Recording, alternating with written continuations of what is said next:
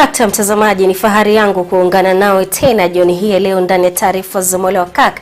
Kwa moyo mkunjufu na kukaribisha nikikuomba tu tuambatane hadi tamati. Lakini kwanza, kabla hatujaangazia yaliomo, tupate vipasho. Testimony. You say that Kesi ya mauaji ya Sharon Otieno inayomhusisha gavana Okoth bado yaingia siku ya pili. I feel harassed, I feel bullied, and my hand is painful. Rais wa chama cha mawakili Nelson Havi akamatwa kwa madai ya kumpiga mfanyakazi mwenza. Na mshukiwa mkuu wa mauaji ya watu wawili afisa Caroline Kagongo angali anasakwa.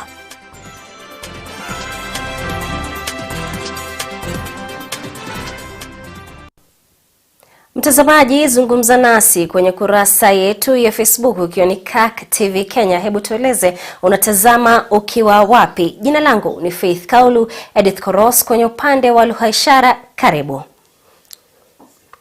Sasa shughuli ya kusikilizwa kwa kesi ya mauaji inayomkabili gavana wa kaunti ya Migori Okoth Obado na wanaoshukiwa kwa wasaidizi wake wawili Michael Oyamo na Kaspal Obiero imeingia siku ya pili hii leo katika mahakama kuu ya Milimani. Obado na wawili hao wanashukiwa kuhusika na mauaji ya Sharon Otieno ambaye alikuwa ni mwanafunzi wa chuo kikuu cha Rongo. Ripota wetu Cornelia Somusi anatupa taarifa hiyo kwa kina. My lady, it was for to refresh my memory. I'm asking a different question. Did you regard that information as important? It was important for me to refresh my memory. Gavana Obado na washukiwa wenzake hii leo walifunguliwa ukurasa mpya kuhusiana na ushahidi ulioko dhidi yao kuhusu kesi ya mauaji. Afisa wa kupeleleza visa vya jinai katika sehemu iliyotokea Lilian Saka akichukua nafasi ya shahidi. Let me cap up one thing. That overwriting of 8, when did you make it?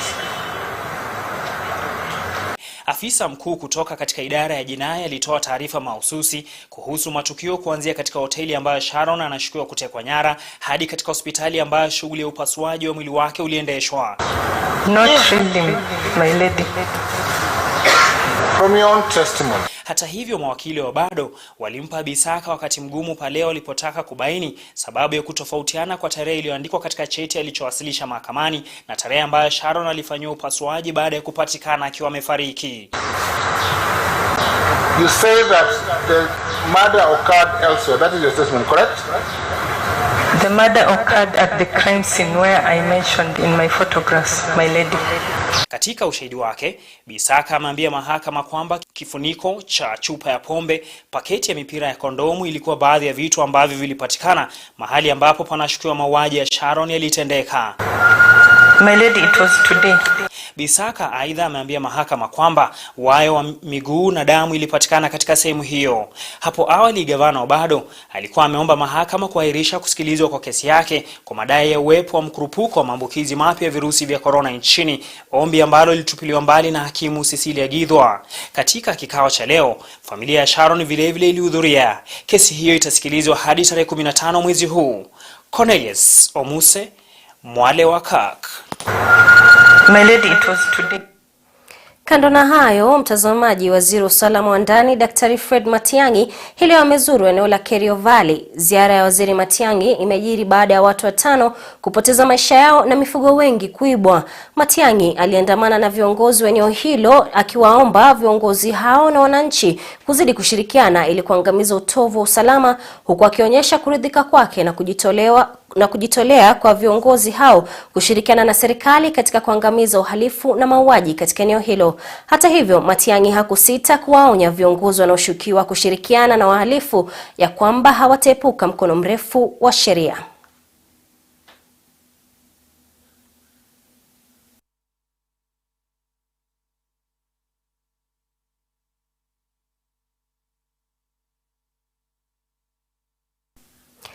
Aliyekuwa naibu mwenyekiti wa tume ya maadili na kupambana na ufisadi EACC Bi Irene Keino hii leo amekumbwa na wakati mgumu kujieleza katika shughuli ya kuwasajili makamishna wapya wa 4 wa IEBC. Historia ya wadhifa wake katika tume hiyo ya EACC ikirejelewa haswa uwezo wake wa uongozi na ule wa kufanya kazi kwa makundi. Aida Munzati anatueleza mengi kuhusiana na mahojiano hayo. Somebody who's a team player, And of course, Bi Irene Keino alijiuzulu kama naibu mwenyekiti wa tume ya maadili na kupambana na ufisadi EACC mnamo mwaka wa 2015, saa kadhaa tu baada ya jopo kubuniwa kuchunguza madai ya ukiukaji wa maadili dhidi yake. Do you have that quality and leadership quality as a team player?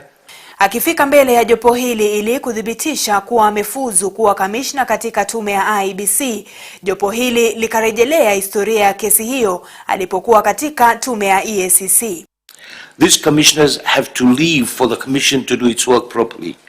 We found that based on all that evidence, it was important that the House resolve that a tribunal be set up to look at these matters that affect both the chairperson and the vice chairperson, Miss Irene Keino. What do you have to say about this?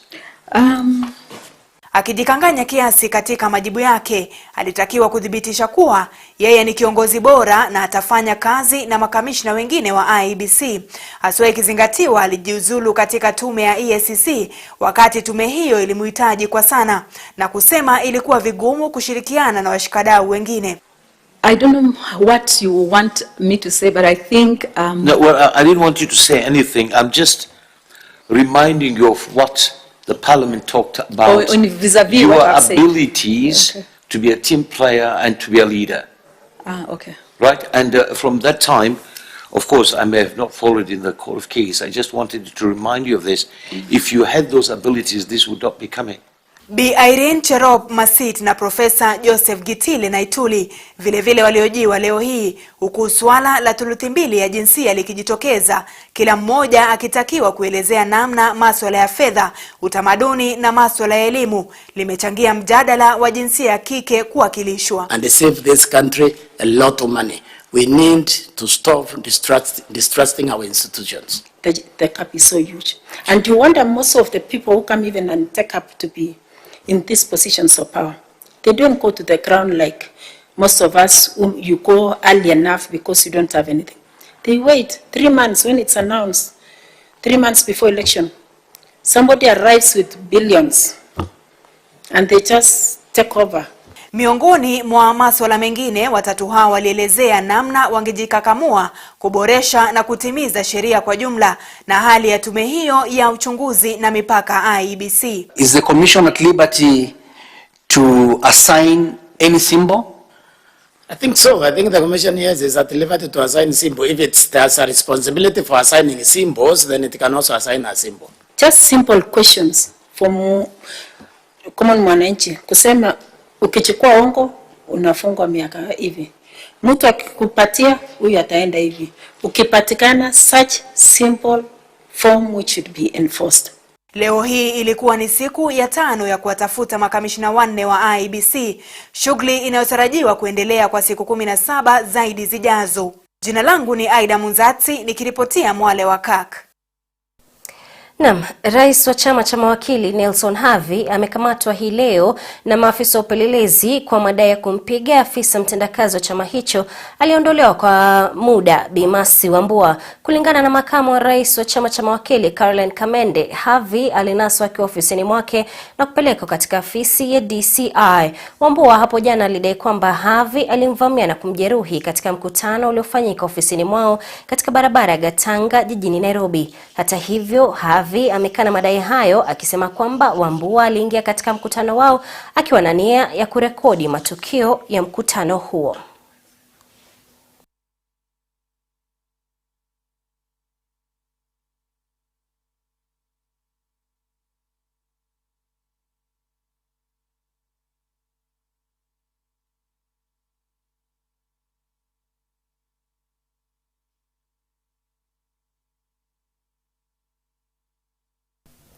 Kwingineko ni kwamba chama cha ODM tawi la Mombasa kimemteua kiongozi wa mashinani Solomon Ngugi wa Inaina kuchukua nafasi yake Mohamed Hatimi aliaga dunia mwaka jana kwa kile kinachoshukiwa kuwa makali ya COVID-19. Katika bunge la kaunti ya Mombasa, Solomon Ngugi ambaye amekuwa akihudumu kama mweka hazina wa chama hicho cha ODM eneo bunge la Nyali ameapishwa asubuhi ya leo katika hafla iliyohudhuriwa na seneta wa kaunti ya wa Mombasa Mohamed Faki. Akizungumza muda mfupi tu baada ya kuapishwa kwake, Ngugi ameelekeza shukrani zake kwa kinara wa chama cha ODM Raila Odinga na naibu wake ambaye pia ni gavana kaunti ya Mombasa Ali Hassan Joho kwa nafasi hiyo. Muhuri ya Kenya na kwamba nitatenda haki kwa watu wote kulingana na katiba ya Kenya, sheria na mikataba iliyoadhinishwa na bunge la kitaifa, na kwamba nitatenda haki kwa watu wote.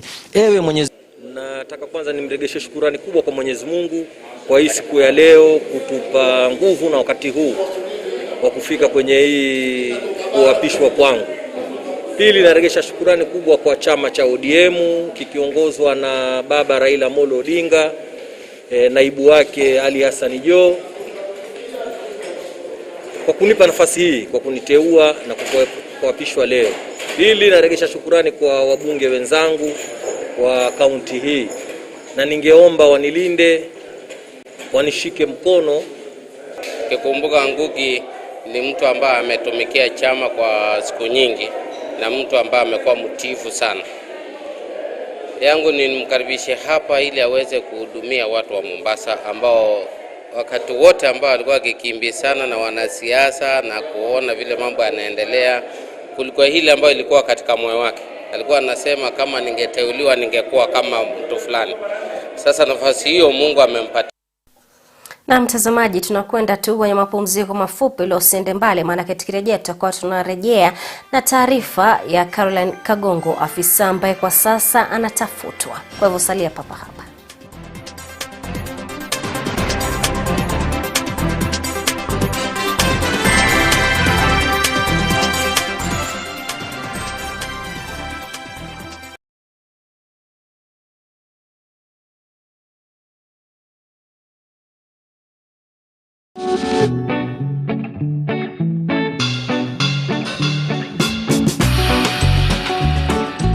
PCA Shalom Model Academy is a faith-based day school which is anchored on Christian principles.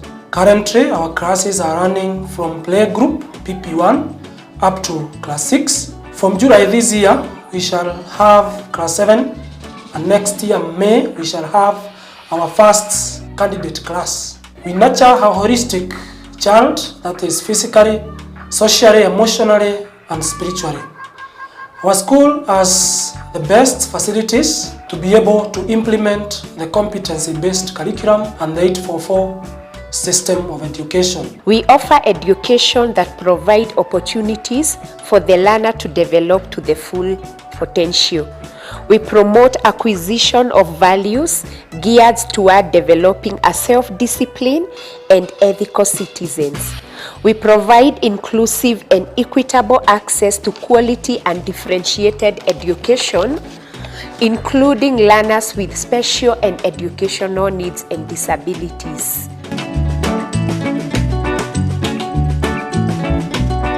We train kids in games such as volleyball, football, netball, geomax, and miniball. We also train kids in clubs such as French Club, Scouts Club, Music Club, and Drama Club. Our pupils within Kabete, Kikuyu, and its environs are facilitated with school transport that is well coordinated by our very able team. Our interviews are ongoing for all classes at an affordable fee. We are giving a good offer on fee payment for those ones joining class 7 this July. We are very proud to be affiliated to PCEA Shalom Model Academy, Zambezi.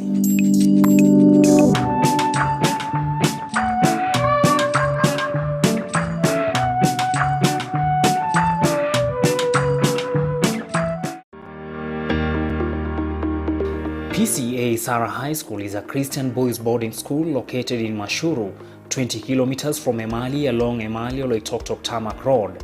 We offer solid quality education through our well-trained and qualified teaching staff. We equip our students to develop into effective young adults and world citizens. PCA Sara School is a rapidly growing school and is proud to be taking excellent students to university. PCA Sara High School integrates co-curriculum activities such as drama and sports that students perform well, especially during inter-school competitions. Welcome to PCA Sara Boys High School, and let us enrich your son with outstanding academic abilities. We're accepting admissions for forms 1, 2 and 3.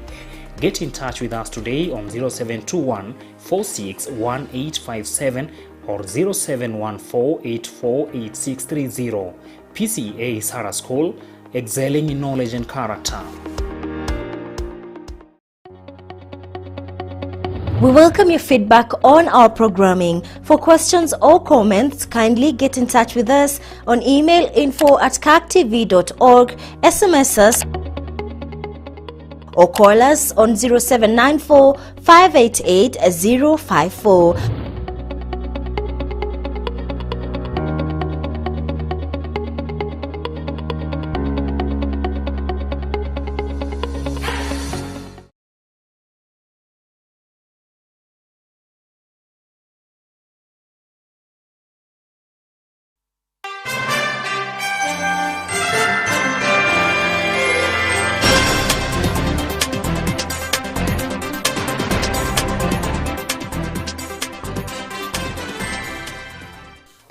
Karibu tena mtazamaji. Sasa afisa Caroline Kangogo anayetuhumiwa kwa mauaji ya watu wawili angali anasakwa na maafisa wa polisi, hisia mseto zikiendelea kuibuka kutokana na kutokamatwa kwa Caroline kufikia sasa.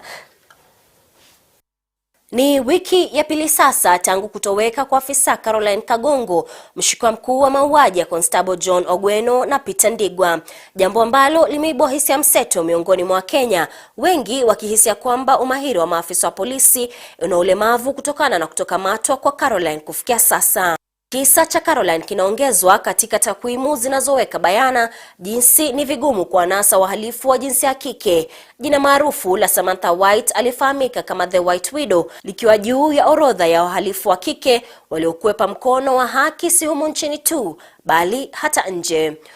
Humu nchini ni kisa cha hivi punde cha Lavender Akinyi Ogilo, mshukiwa mkuu aliyekamatwa na maafisa wa polisi baada ya miaka mitatu ya mchezo wa paka na panya na maafisa kufikia tamati.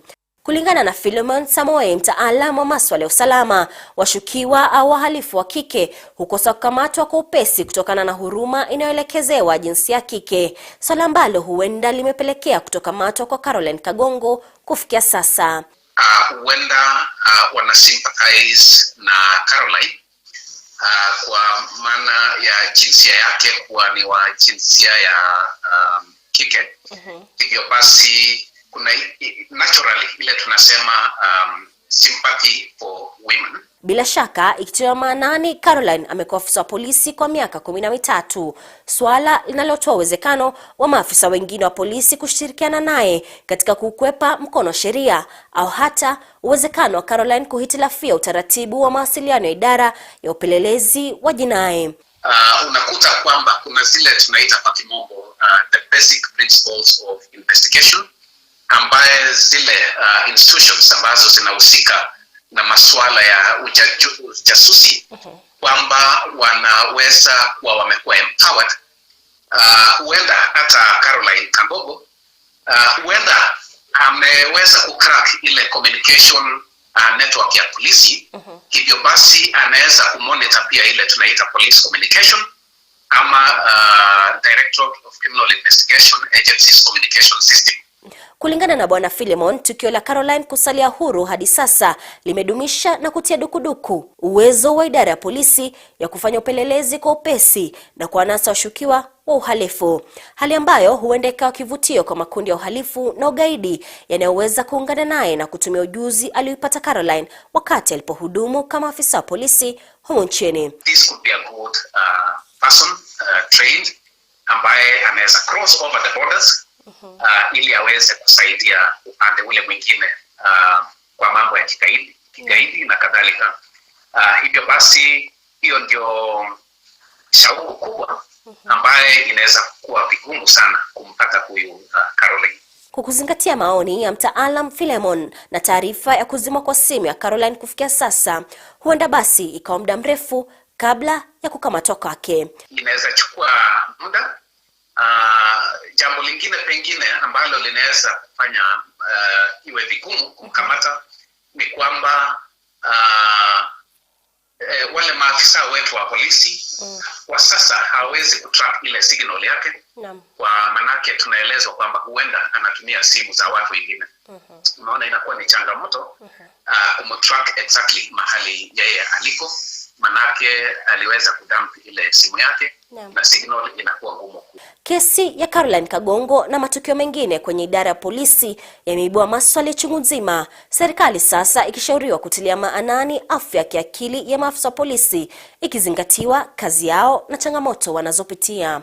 Unakuta kwamba hivi karibuni hivi majuzi afisa wengi wa polisi wamehusika na mambo hata ya kujichukua uhai.